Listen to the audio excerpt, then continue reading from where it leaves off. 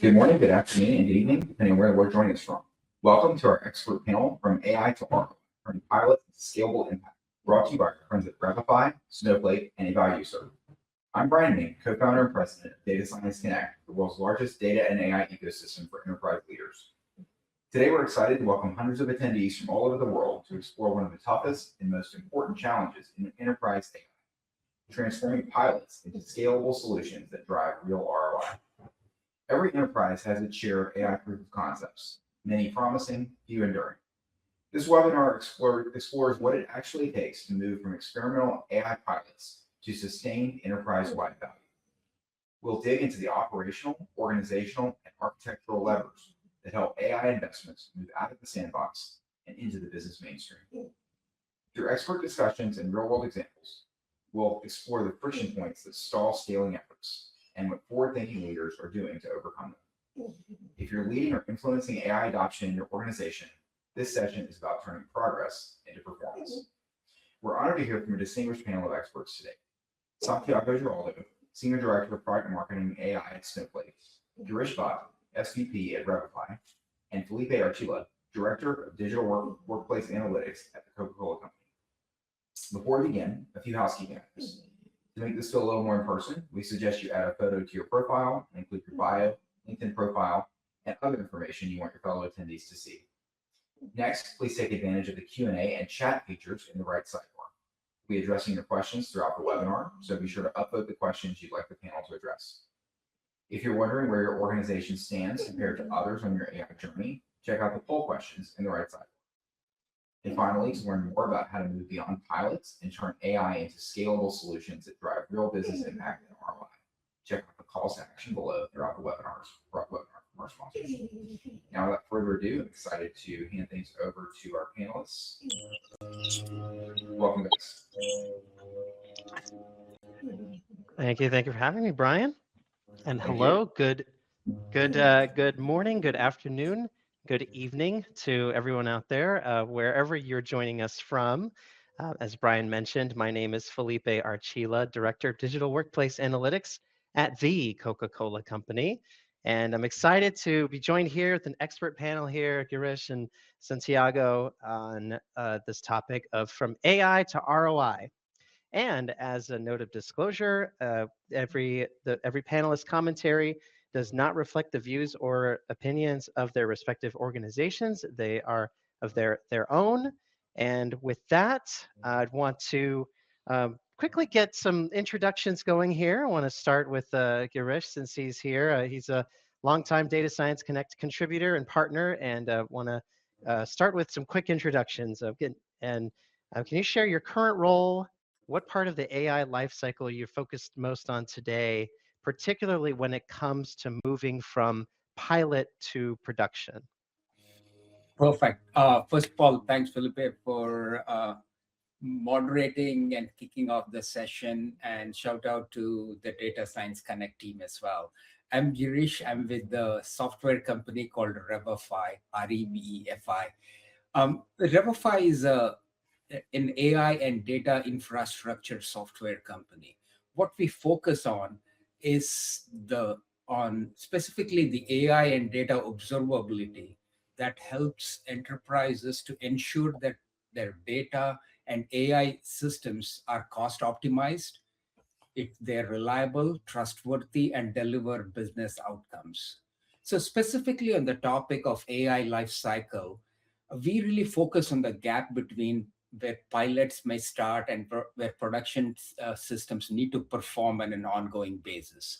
That is, we look at ourselves as the foundation, or perhaps a little bit behind the scenes software product that focuses on cost optimization, data AI quality, and performance of the underlying subsystems. Fantastic. Thank you, Girish. Welcome to the panel. And then Santiago, I'd like to hand the mic over to you as well. Quick intro, your current role, what part of the AI lifecycle you're most focused on today, and particularly when it comes to moving from pilot to production. Absolutely. And Felipe, thanks for having me. I'm really excited to be chatting with both of you today. So my name is Santiago. I lead product marketing in technical marketing for Snowflake's artificial intelligence, machine learning, and Cortex Code products.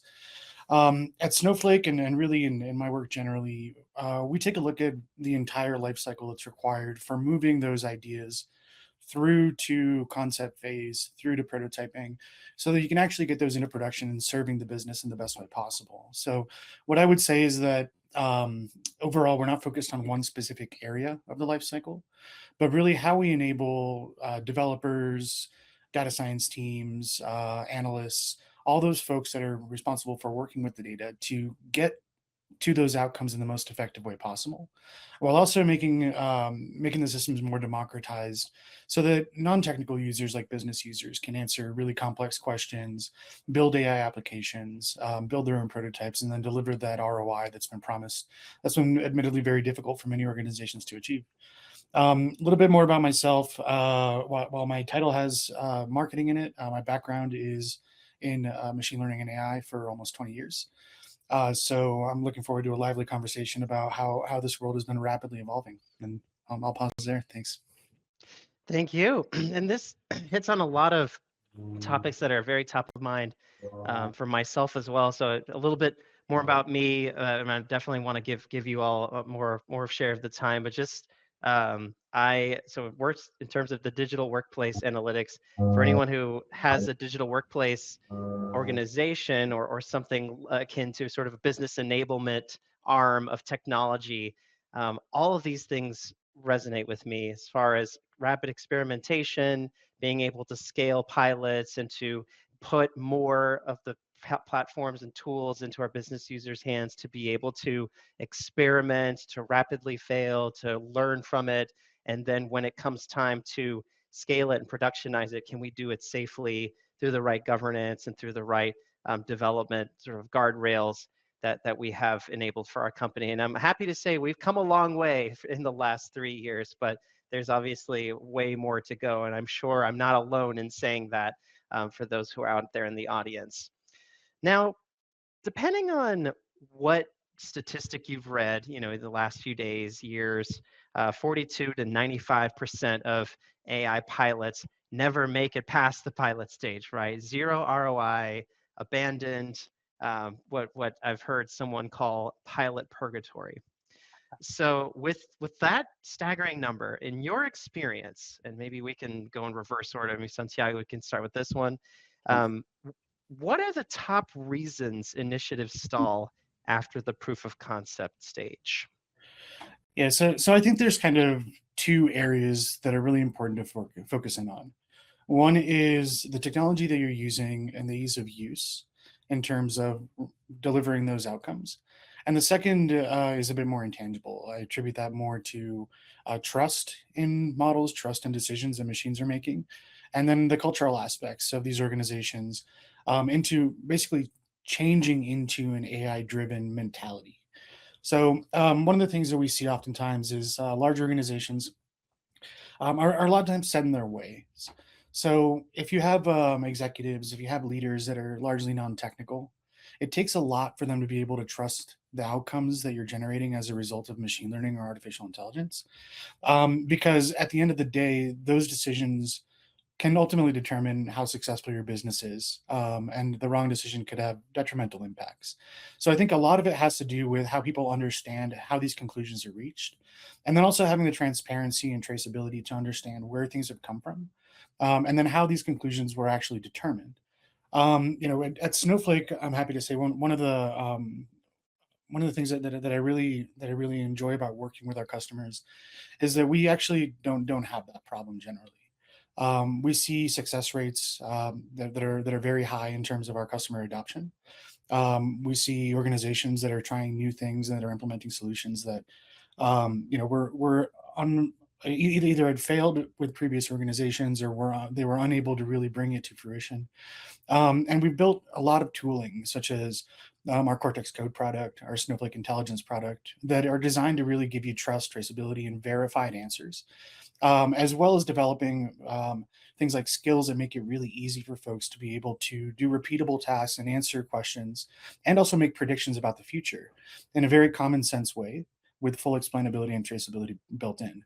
So I think that that's one of the big paradigms that that organizations are facing is how do the tools actually support that transparency? One, and then two, how do you create a culture of AI driven insights that you can have confidence in acting on? And I think it's a combination of those two things where we see a collapse oftentimes in these organizations. But I think we're very quickly moving in the direction where we're going to see those numbers shift drastically in the other direction as the tools become more sophisticated, and less nuanced and less black boxy, if you will. Mm, very, very true. Girish, I want to bring you in here as well. A lot of people have said that the year of the pilot is over. So Girish, what sorts of things have you seen are the top reasons initiatives stall after the POC phase? Yeah. I think that's the um, Moneyball question here, isn't it? I think Santiago outlined some phenomenal pointers of how it's shifting. And by the way, we are a Snowflake partner, and we love what you guys are doing, Santiago. And also shout out to your team back all over the world, right? It's when I look at, I'll break it down into two categories and also share examples of where we see success from our customer base. First of all, internally, we are massive adopters of AI. Not only do we have our AI agent, our platform from day one always had an agent, but the world was not ready for an AI agent. We didn't quite package it, publicly talk about it. So if I were to take a step back, I think the reasons why it's failing is I think it's not technology centric reasons, it's more systemic failures. Remember the famous movie in 2022 or 2023, Everything Everywhere All at Once, mega hit movie, right? Everyone is like all over this. That's part of the problem I find with pilots. There are lots of pilots, a lot of silos, and more importantly, what I find is there's lack of goals, right? Okay, now everyone used to be on ChatGPT, then Perplexity, Gemini. Now everyone is on Cloud Code. There is a fear of missing out, but they're still doing a lot of one-off projects, and they're without having real workflow impact, right? And it's not so much a data science project or a skunkworks project, but rather lack of clear goals and business owners. So the ones where I'm seeing success, and I'm seeing quite a few actually within our customer base today, it's many of them, Santiago, are Snowflake users, are adopters at massive scales. So what they do is they look at things around, they've eliminated the what I call they're prepared on their data. Their data is AI ready to the extent possible, and they're adopting frameworks for cost observability, data quality, data observability, and they have clear ROI saying, okay, these are the users, these are the teams, these are the business units that are actually using AI, which bring your favorite model. It could be a Cortex or whatever it is, right? LLM. And this is the impact they're getting. So the ones who are starting with clear emphasis on this, these are our goals, and these are how the teams are going to collaborate together, not in silo way. And I've picked projects that are important, but at the same time, not redoing what their main line of business is right doing today, are the ones having significant success today. Yeah, I completely agree with you, Girish. I think this kind of ties into. I saw a question come in that I think we can answer in the context of this, where it was asked, when you have some short-term success with an AI project, but you're not seeing clear long-term value, when is the time to pull the plug or stop investing or continue investing in it? And I think that this also comes down to that question, the question that you originally asked, Felipe, is why are we seeing success with some things and not with others? Investing in artificial intelligence is oftentimes not cheap, depending on what problem you're solving, how complex it is, how much modification, and how novel the challenge is. And what I think is that one of the criteria for success, in my mind, is starting slow and then building from there. The world has changed drastically, but even just a couple of years ago, I would say that you need to take a very sort of portfolio approach to how you implement machine learning and AI into your organization. not everything is going to yield that 100x benefit that you're looking for. Some things might be incremental, some things might be experiments that fail entirely. And it's that notion of experimenting quick, figuring out what works, and then taking those little wins and finding ways of then either scaling them or expanding them to reach those sky high goals that that AI has promised. So I would consider even something that it works on a small scale or something that's a failure is still a success, because we're pushing into a world where people need to really begin to think about what this future looks like and not just tread the same paths over and over again. That takes experimentation and time overall. Yeah, that's great. That dovetails very nicely into the next question I had prepared, which is all about like uh, what do we determine what to scale exactly? So what frameworks or criteria do you use to determine which AI initiatives are actually worth scaling and which should be cut or contained? And to your point, Santiago, maybe there's a balance that I'm trying to think of in my head and my experience as far as these small wins, but that could have a greater impact. But then there might be others that have a big splash, but then they can't scale for one reason or another. So is there some kind of rubric or some framework that you all use when you're thinking about what to really invest in? Girish, did you want to take a stab at it first? Sure. I see some of the questions also are pertinent to this, right? Some um, pilots, it may kind of work, but then how do you prioritize what's important?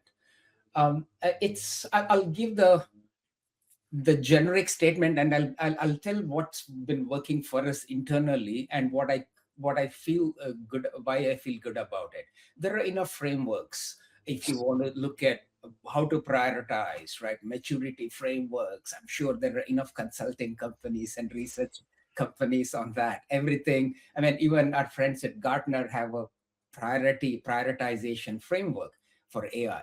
And if you were to guess, yes, it has 5 stages, the obvious ones. But let's put that aside for now, right? There's a much simpler way. I look at it's really a 3-layer framework. I've talked about this consistently last year when we used to speak in such forums. I look at this as what's, first of all, the business impact. What's the business impact? And what's the feasibility for you and your team to operationalize it too? And is it sustainable? So let me quickly break down, delve into that. When I say business impact, it's what's really the goal. I talked about that in the previous section. I'll intertwine my comments consistently. Is it a revenue driver? Are you trying to improve revenue or do revenue at better cost savings? And what's the risk of this? And is it a productivity only or is it an efficiency gain? Make that clear. Doesn't matter what project or program you're down. What that is, aka the business impact. And then feasibility. And do you need to build your own LLMs? Most companies don't, right? So, I mean, the frontier models are getting so good. Maybe you need a small language model or some custom model, right? So what's the trade-off between that? And do you have the right data? Do you have the right tools? And do you have the right people? And so that's the operational feasibilities, like the second item. And then the third thing is, what's the reality of the use cases? It really comes down to that. The outcomes have to be tied to the use cases. Are they sustainable? Can you solve those use cases? Is it just in your pilot lab environment, or can you realize that in scale? Because that's the challenge in not just AI, folks. It's in most POCs or pilots, right? It works nicely in the lab because it's curated data set, but in reality, in outside, it's not curated thing. So I look at the sustainabilities. Are the use cases real? Are they reflective of what your business is all about? And can you monitor it? Can you govern it? And what about the cost implication? Is it going to be a runaway, a train wreck? And what is the ROI? And my recommendation is skill projects where the pilot data is a one-off and it cannot be replicated in production. I know that was mouthful. Back to you, Santiago. No, I think that was an excellent response.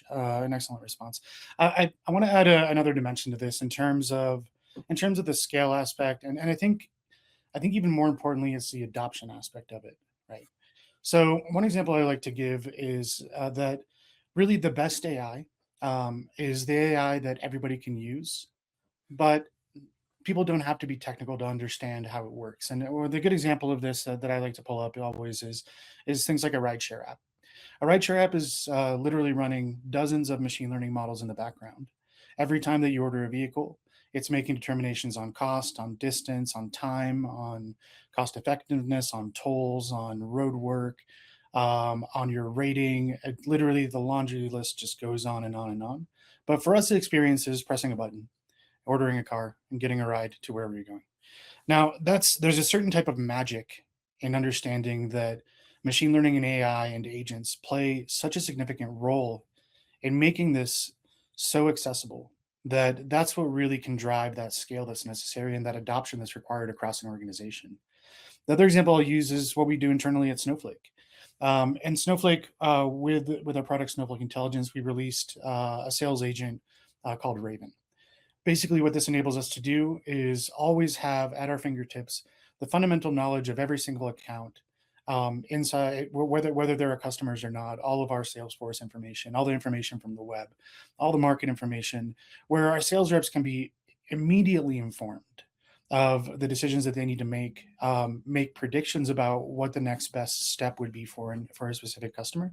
And all of that for them, for these non-technical AEs, is made dead simple, where they can really get deep insights into specific customers or market landscapes or priorities for industries very, very easily without having to worry about what the underlying model actually is doing for them. We obviously continuously verify that it's very high accuracy, and we have this concept of verified answers, which guarantees that your answer is correct. So they can trust that those outputs are really, something they can take to their meetings. But we're also applying that across the board in everything that we're doing. With Cortex Code, I think almost everybody across the marketing organization, product development, sales, finance, legal, we're all using these emerging technologies to be able to do the work more effectively. And I think that when it comes to scale, that's kind of one piece of the puzzle is how can you make it as accessible and usable and trustworthy for people across the organization, or if you're a consumer product, for your consumers. And then second, of course, is underlying technology. Does it scale? Do the economies of scale actually work out? And that's something that we pay a lot of attention to at Snowflake in terms of helping our customers realize the largest amount of potential, the greatest scale, at the most cost-effective price without compromising the quality of the AI agents and solutions that we deliver. Yeah, spot on. I think everything both of you said is lighting up different parts of my brain. And for me, I'm taking away that obviously anything that we choose to scale has to have that potential business impact. But to your point, there's also this element that is this something that I don't even know that I'm really like that I have to use. Like it's in the flow so naturally that it's also embedded in that culture of being able to trust what it outputs, and at the end of the day it's enabling me to 10 or 100x what I could do without it, and that's what's going to win at the end. And it's obviously not the only example, but I think those are the kinds of things that come to mind with that. So thank you both for that. That was really great. Moving on to kind of thinking about something maybe a layer down. So infrastructure.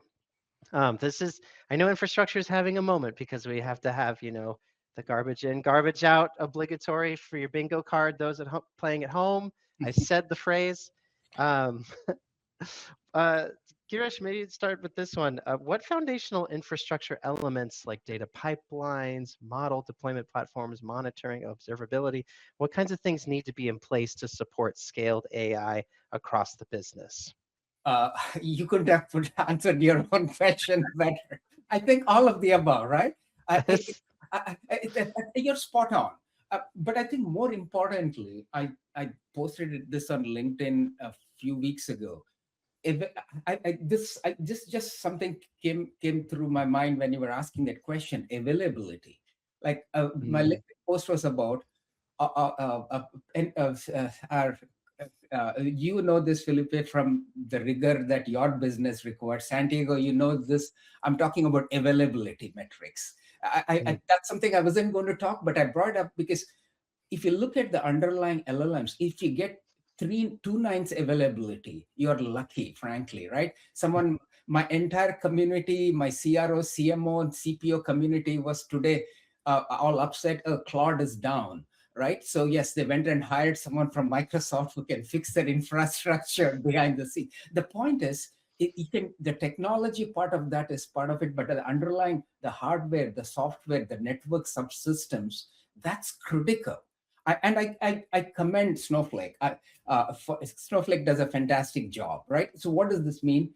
The availability of the platform and the services for a global company or a smaller company, that's number one. So it's people don't just think about LLM scalability. Think about the platform the data platform, in this case, since it's Snowflake or the others in the industry, that's critical. And for me, and the integration to scale, the integrations may work in your lab or some small lab deployment, but if you were to looking at the ride sharing app or payment app and others, it has to happen almost all the time and in real time or near real time. Absolutely. So those are the few things, and a couple of other things I'll add. Yeah, reliability of the data pipeline, the workflows, the quality, and we are hitting a point where data quality, data observability and of pipelines and subsystems is hitting another scale. What about the ML and LLM infrastructure? Everyone will talk about ML operations and model deployment drift. Yeah, that's critical. And I think one of the challenges which our customers are experiencing is, in the consumption-based models that are consistent. I experienced this from my Splunk days, by the way. The consumption model is great, but then it becomes an Achilles heel if you don't have clarity and you have guidelines about how much budget are you allocating. What was the phrase that's currently being popular? Token maxing, right? Are we actually treating people based on token maxing? These are all factors that contribute towards succeeding with your AI infrastructure at scale from our perspective. Very Yeah. true. Santiago? Yeah, I completely agree. I think as we kind of mentioned at the top, when you asked us what area are we most focused in on, I think Girish is touching on a very key piece of this, is that we're dealing with ecosystems of hardware, of technology, of software, of models across the board. And all of these things have to work in tandem with each other effectively in order for us to be able to achieve the outcomes that have been promised by the world of AI and the powers that be.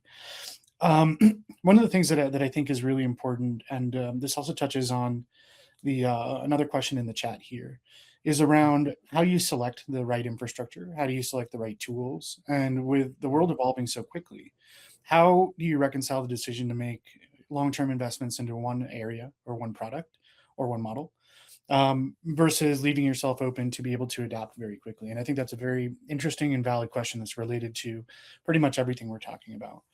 So, one of the things that I think stands out to me is that, well, the answer to your question is just yes. There's no other real way of putting it. But the way that I think about it is that we should be able to have our cake and eat it too in these situations. Yes, there's a lot of technology out there.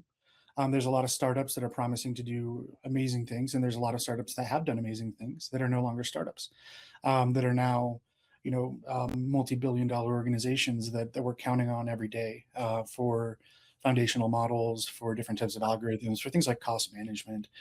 There's lots of things inside of the ecosystem. In my opinion, the technology that is tried and true and that sustains long term is the one that can bring all of those different pieces together in a cohesive way. So not to continue to talk about Snowflake, but just as an example, we for example in all of our products enable you to use a very wide range of foundational models. We let you use whatever frameworks you have out there. We enable things like Iceberg for complete interoperability.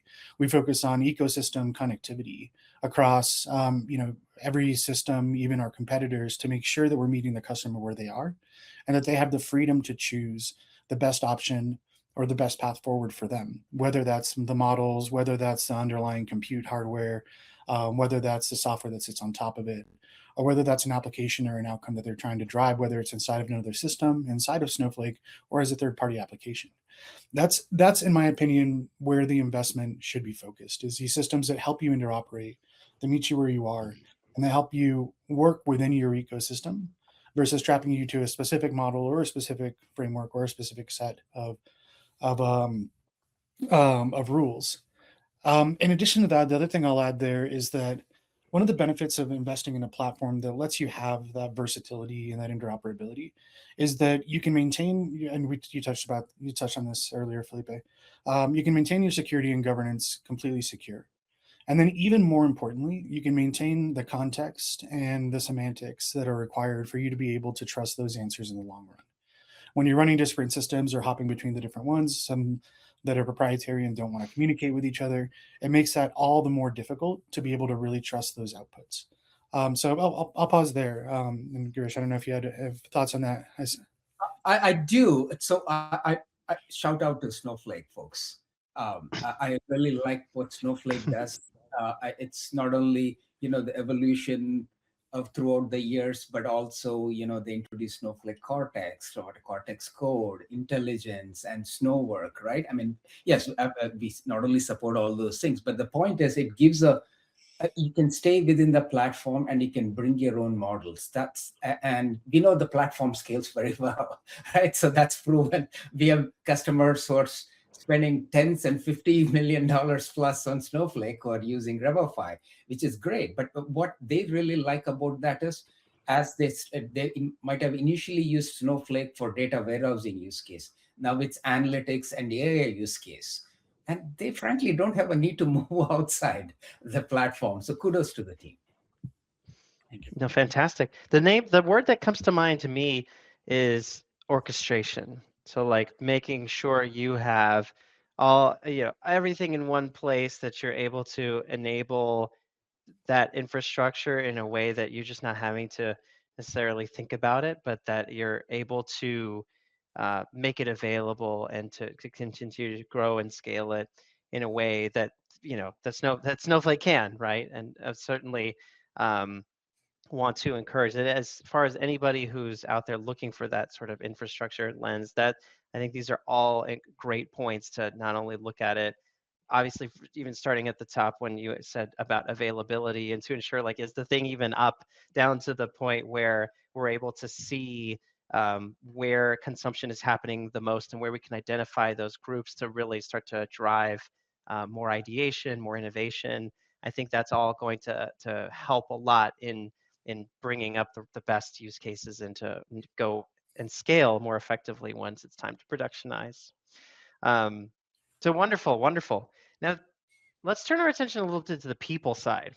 Okay, so scaling often fails when teams aren't aligned. So mismatching priorities, mismatching outcomes they're hoping for. Maybe the fear of missing out has driven a little bit of a little burnout, and so maybe Santiago, do you want to tell us what have you seen work well to get all the different teams, data science, engineering, business, operation, all our stakeholders moving in sync? Yeah, and I think it's a very tricky one, and it's a very important question, right? And not unique to Snowflake, but to many organizations. Every different line of business, every different group has different priorities, different skill sets, different things that they're trying to accomplish.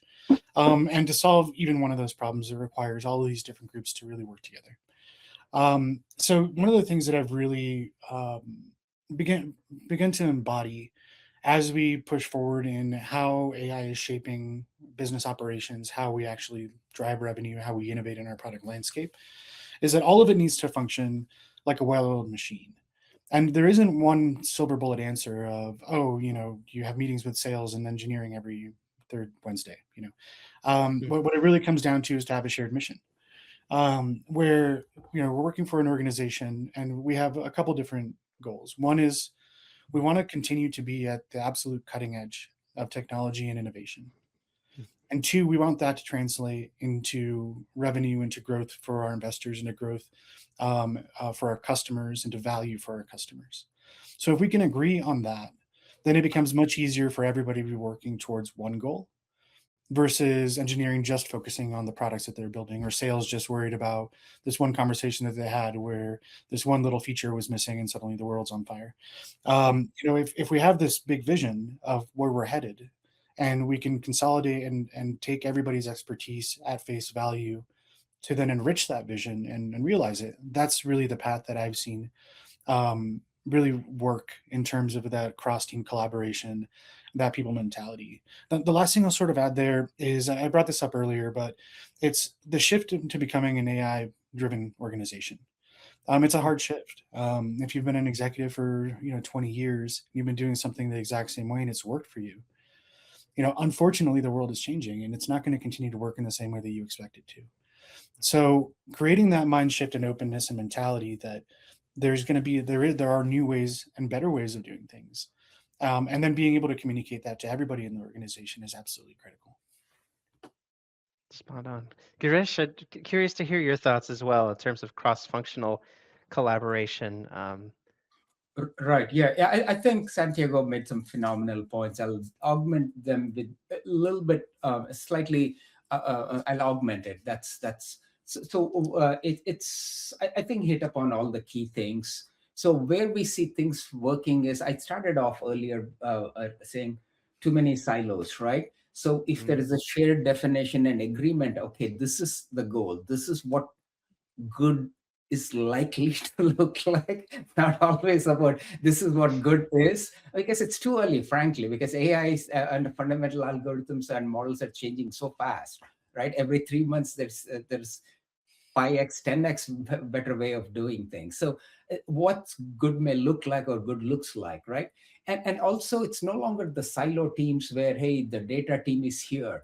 And I'll give some examples. Some of the marketing sales teams that have a great success with AI, they actually have an AI architect or engineer embedded within the functional team, where it be marketing or sales. Larger teams, obviously. I wish I could afford one to have one in my.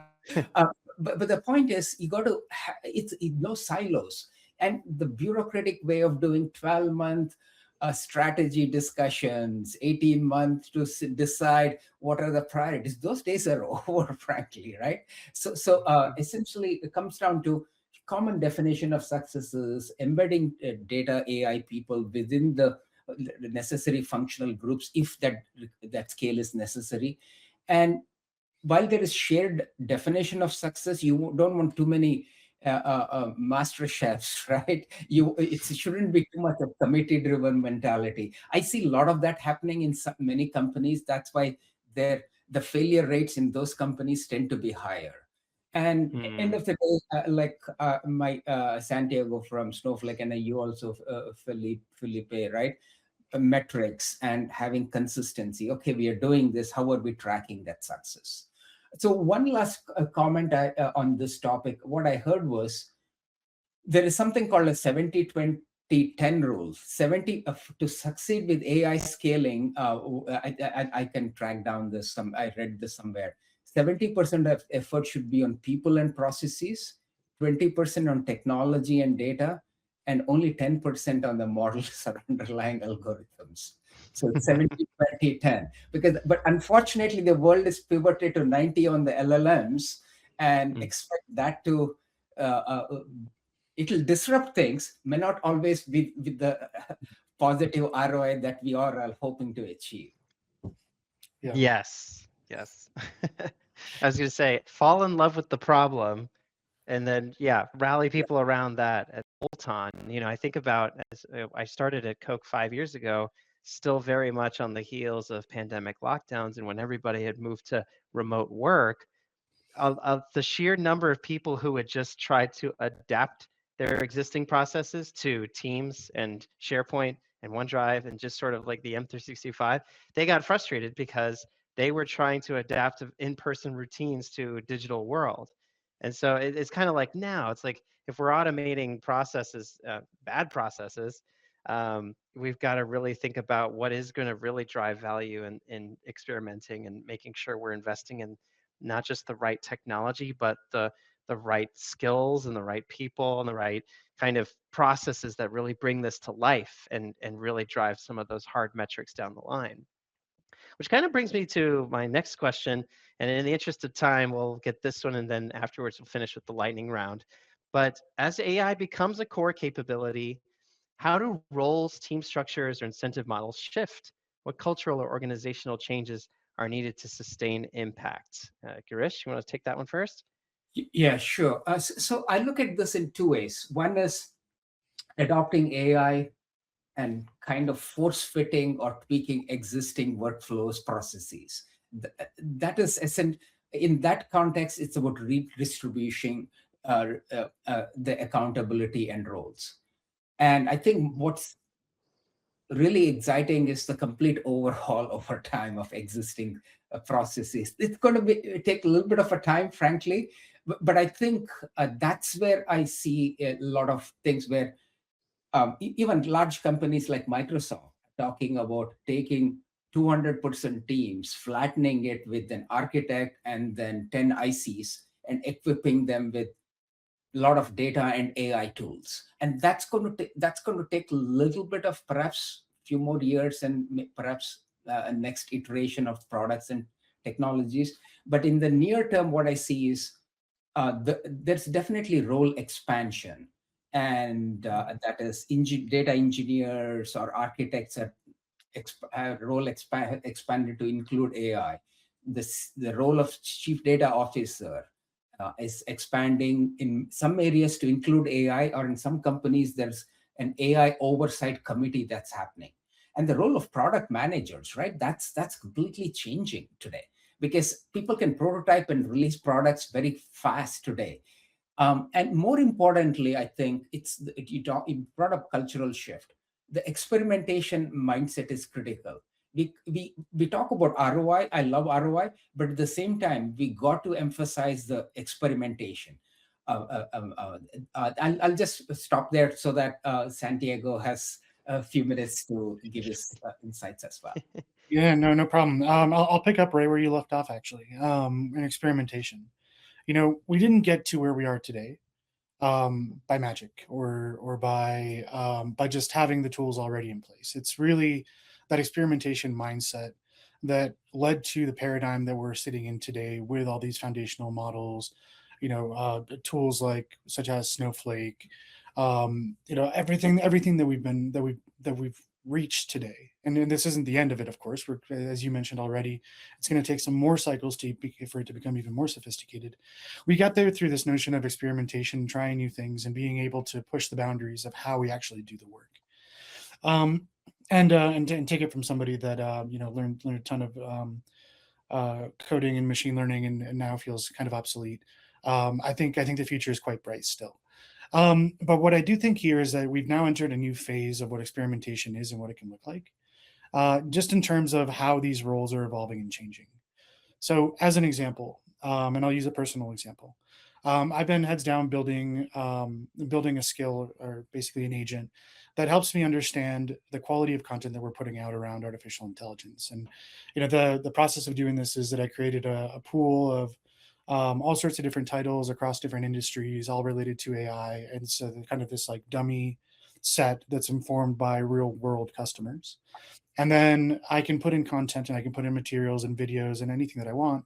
And I can have this fake group of people that I've created evaluate it for me. And that's something that was just unthinkable before, right? It's something that I literally was able to build in 30 minutes or less. That works fantastically, and we have actually seen tangible increases in how our content has performed as a result of being able to have a thought partner in this way, or 1,000 thought partners in this way, that can help me make those decisions and help me optimize and fine tune what I'm doing, from the product marketing side, or on the product side, or on the coding side generally. So I think the way that we're seeing a lot of these roles evolve is that we're going to become much more effective at our jobs. We're going to be able to do more, and we're going to be able to deliver results more quickly. And to the point of what these organizations are going to look like moving forward, I honestly think that the organizations that really double down and invest in the people, and that invest in incentivizing them to use these tools to be productive, to function much more quickly, to do the unthinkable in terms of productivity.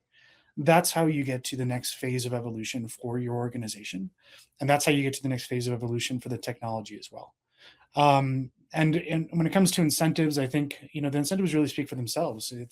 We can do amazing things that even just a few years ago were really unthinkable. So I think it's important for every CXO, every executive, and every data scientist and every intern to embody that and say, the future means that we can build this in a way that was impossible before. Wow. So I completely agree with everything. I think that the future is going to be bright. It's going to look a lot different. But just seeing the reports and just see, I posted something on LinkedIn recently about how software engineering has been changed fundamentally, and their engineers are learning skills they hadn't really had to use before. It's really, really exciting, and there's just something about, to your point, Santiago, the people, investing in the people and bringing them along and to empower them versus to reduce any kind of headcount like that. Yeah. So lightning round, and we could take any one of the buzz phrases, words you've said. I think we could piece together something really great here. But in one phrase or sentence, what is your top piece of advice for turning AI progress into scalable, business-ready performance?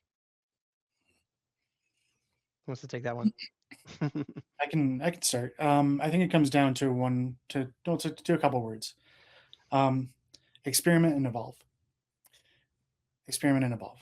And I think hopefully those are self-explanatory, but I think that's exactly what we need to be thinking and how we need to be moving forward, is taking an experimental mindset. I'm not a crystal ball.